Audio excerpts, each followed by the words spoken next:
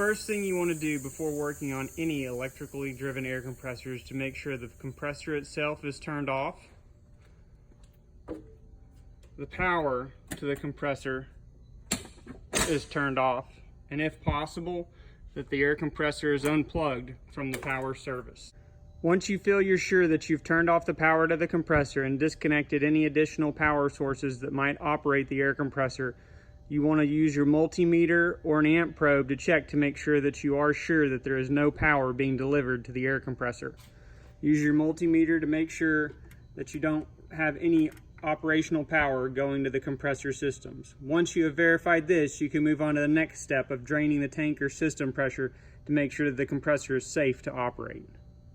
Once you've verified that the air compressor is turned off and all electrical power has been disconnected from the air compressor, you want to make sure that you drain the system pressure from the tank of the compressor where you're working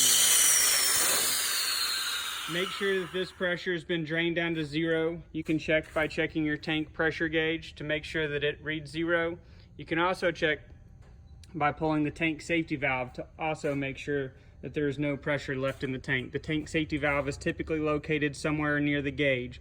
Once you've checked all these things, your compressor is now safe to work on.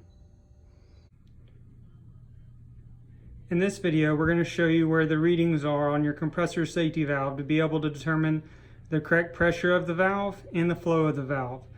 All certified check valves have their certifications and markings stamped or etched into the side of the valve. As you can see here, this is a 250 PSI valve capable of 214 SCFM. All the certifications for ASME and CRN are stamped into this valve. Any certified safety valve will have all of its markings clearly stamped or etched into the side of the valve.